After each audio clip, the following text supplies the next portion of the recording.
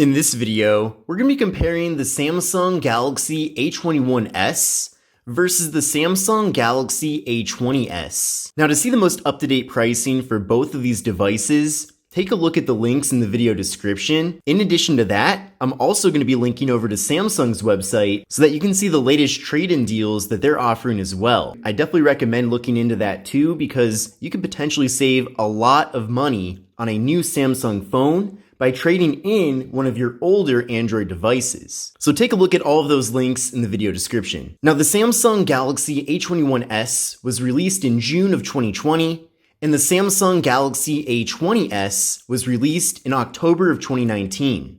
So the two devices are roughly 8 or 9 months apart compared to when they were first launched. And at this point in late 2020, both of these phones are actually still very relevant. Both devices feature 6.5-inch displays. Both phones also feature 720p displays. With the A21s, we're getting a PPI of 270 compared to a PPI of 264 with the A20s. And with the A21s, we're getting a 20:9 aspect ratio compared to a 19.5:9 aspect ratio with the A20s. So the A21s is technically a bit taller and more narrow compared to the A20s. Now you can see when holding these two phones up next to each other, they're about the same size.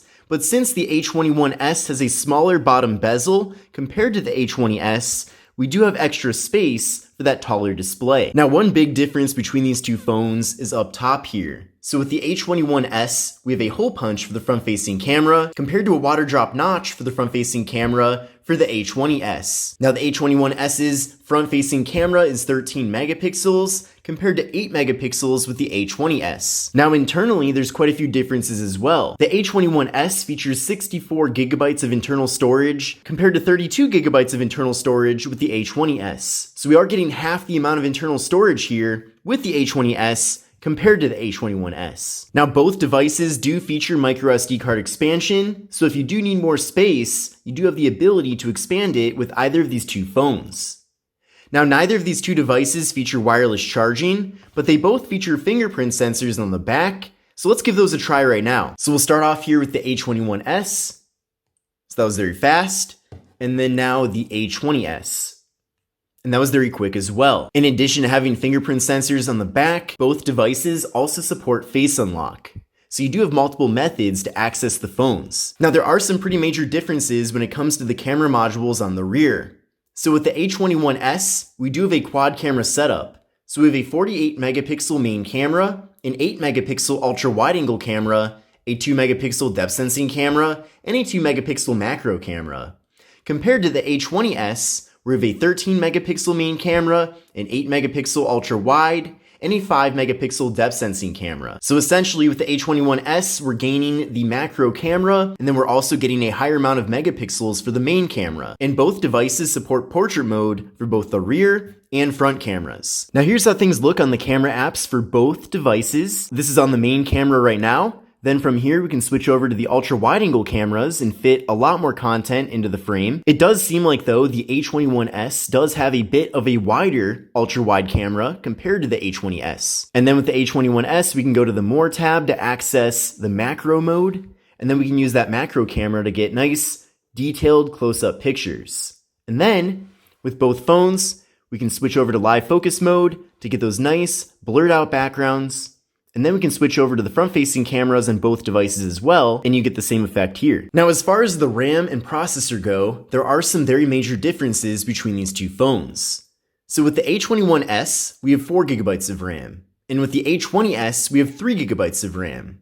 And with the A21s, we have the Samsung Exynos 850 processor, compared to the Qualcomm Snapdragon 450 with the A20s. Now expect the A21s to perform better due to it having more RAM and a more powerful processor. But I did run a benchmark test using Geekbench 5 with both of these phones, and you can see the scores right here. So what I recommend doing is running the Geekbench 5 test on your current phone, and then compare those scores to these scores to get a good idea of how these two phones compare to your current device when it comes to performance. But with the A21s, we have a single core score of 183 compared to 148 with the A20s, and then we have a multi-core score of 1092 with the A21s compared to 921 with the A20s. So without a doubt here, the numbers are better with the A21s. So again, expect to get better performance with this device. Now, video recording with both devices maxes out at 1080p at 30 FPS with both the front and rear cameras. With the A21s, we're getting a very large 5,000 milliamp hour internal battery, and we're getting a slightly smaller battery at 4,000 milliamp hours with the A20s. So expect to get better battery life with the A21s as well. But now that we've gone over the major specifications of both devices, let's now compare the hardware. So I already talked quite a bit about the front panels here on both phones. Essentially with the A21s, we're getting that hole punch for the front-facing camera compared to the water drop notch with the A20s. And then down at the bottom here, we do have a slightly thinner bottom bezel with the A21s. Now both phones do feature an all-plastic build, minus the displays, which are glass. And taking a look at the left side of both devices, they both have the slot for the microSD card and SIM card. And then with the A20s, we have the volume up and volume down buttons. Then taking a look at the right side of both phones, with the A21s, we have the volume up, volume down, and we have the power button. And then with the A20s, we just have the power button. Then taking a look at the top of both devices, they both have the noise canceling microphone. And then taking a look at the bottom of both phones, we have pretty much the same exact setup as both phones do have a speaker. They both have a USB-C port for charging and data transfer. They both have the 3.5mm headphone jack, and they both have the microphone. And then taking a look at the back side of both devices, we do have similar yet different designs. With the camera module with the A21s, it is in a rectangular form factor here, and it is a quad camera setup, compared to a bean pod format with the A20s. And then both phones have the fingerprint sensor and Samsung logos. Now both phones do feature reflective backs. However, with the A21s, we have more of a rainbow tint to it compared to the A20s where we're getting a wavier look. Let's now do a speed test comparison between these two phones. So we're going to start by pulling up the camera apps on both. So 1, 2, 3, go. And it looks like the A21s was first at pulling up the camera.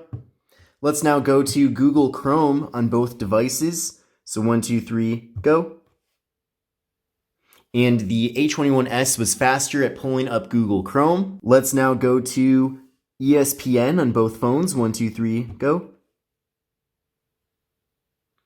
And it looks like the A21s was faster at pulling up this website. Let's now go to Engadget.com on both phones. 1, 2, 3, go.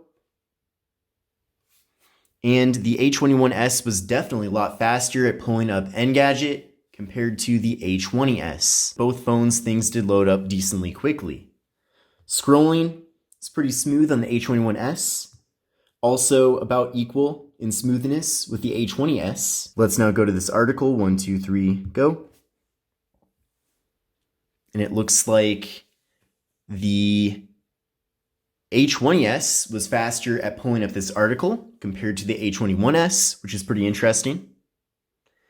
And the A21s is actually still loading the article, so that's pretty interesting there. So in conclusion, which of these two phones is the better choice of the two?